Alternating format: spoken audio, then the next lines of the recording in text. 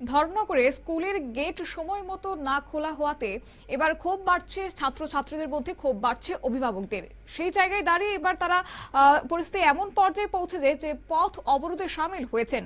অভিযোগ যে গেট বন্ধ থাকায় বহু পড়ুয়া পরীক্ষায় অংশ নিতে পারেনি। শুক্রবার সকালে উত্তর ত্রিপুরার ধর্মনগরের দীননাথ নারায়ণী বিদ্যা মন্দিরে এই উত্তেজনাকর পরিস্থিতি সৃষ্টি হয়েছে। দীর্ঘদিন ধরে স্কুলের গেট নির্ধারিত সময়ে না খোলার অভিযোগে ক্ষুব্ধ হয়ে পথ অবরোধে নেমেছে ছাত্রছাত্রী এবং অভিভাবকরা।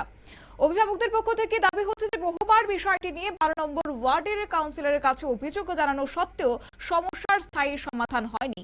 তাই গেট বন্ধ থাকায় পঞ্চম শ্রেণীর নির্ধারিত পরীক্ষায় অংশগ্রহণ করতে পারেনি বহু পড়ুয়া। আর এতে করে শিক্ষার্থীদের ভবিষ্যৎ নিয়ে উদ্বেগ প্রকাশ করেছেন অভিভাবক মহল। শুনুন কি উঠে আসছে তাদের পক্ষ থেকে প্রতিক্রিয়া।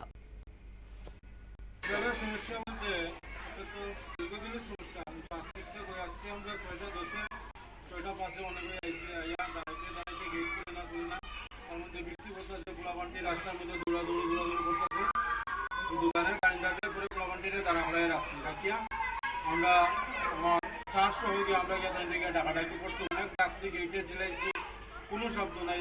এত বড় বড় ডিম দিয়ে তাদের 3 পর্যন্ত মারছি, কোনো শব্দ নাই। এই যে গেট খুলে লাগায় সব তারপরে দেখা গেছে দাঁড়াইতে কোনো ইয়ে নাই।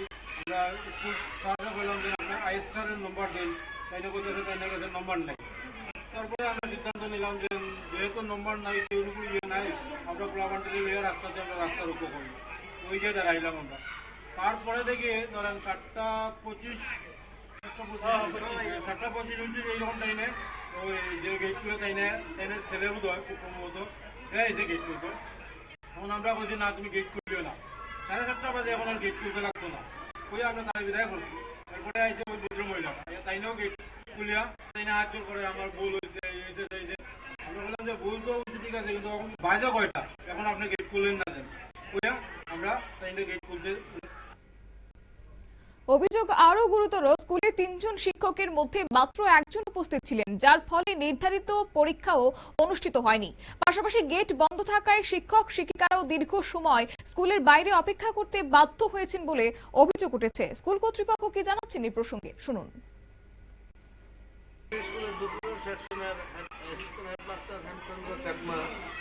আজকে সকালে আমি বাড়িতে একটু সকালের নিউজটা শুনছিলাম, তারপরে আমাদের একজন কলিগ শ্রী রমেন্দ্র দাস উনি আমাকে ফোন করে জানিয়ে দিয়েছেন আমাদের সকালের স্কুলের ছাত্রছাত্রীরা রুট ব্লক করছেন। তার কারণটা হচ্ছে আমাদের যে সুইপার এবং যে গার্ড, নাইট গার্ড, তারা ঠিক মতো সময়ে স্কুলের দরজা খুলেন না।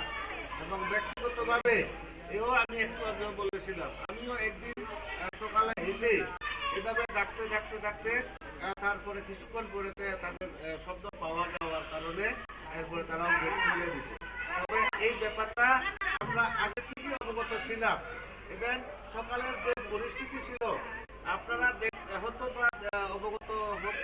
অবগত নেই, আমাদের দুপুরবেলাও তিনি আমাদের সাথে যেভাবে কথাবার্তা বলেন তাও কিন্তু আপনারা শুনেননি। আমরা বাস্তবভাবে আমরা উপলব্ধি করেছি, আমরা অনেকবার বলেছি।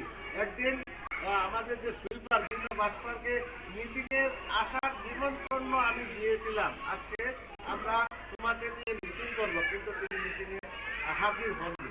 এই ব্যাপারে তিনি ঠিকমতো সময়েও আমাদের অফিস কক্ষগুলি বা স্কুলের যে ট্রেনিং যে সিস্টেম আছে এগুলো ঠিকভাবে করেন না। যেখানে রাজ্য সরকার চাইছে যে শিক্ষা ব্যবস্থাকে উন্নত করতে, পড়ুয়াদের পাঠদান নিশ্চিত করতে সঠিকভাবে, সেই জায়গায় আজকের এই চিত্র, কোথাও গিয়ে কি পড়ুয়াদের ভবিষ্যৎ নিয়ে ছিনিমিনি খেলা হচ্ছে না? এমনও প্রশ্ন কিন্তু এবার উঠতে শুরু করেছে অভিভাবকদের পক্ষ থেকে। যাই হোক, এদিনে স্কুলের ক্লার্কের বিরুদ্ধে ছাত্রছাত্রী এবং শিক্ষকদের সঙ্গে দুর্ব্যবহার, বিভিন্ন অনিয়মের অভিযোগ তুলেছেন অভিভাবকদের একাংশ। পরে পরিস্থিতির খবর পেয়ে ঘটনাস্থলে পৌঁছেছেন 12 নম্বর ওয়ার্ড কাউন্সিলর এবং স্কুলের ইনচার্জ হেমচন্দ্র চাকমা। তারা আন্দোলনকারীদের সঙ্গে কথা বলে দ্রুত সমস্যা সমাধানের আশ্বাস দিয়েছেন।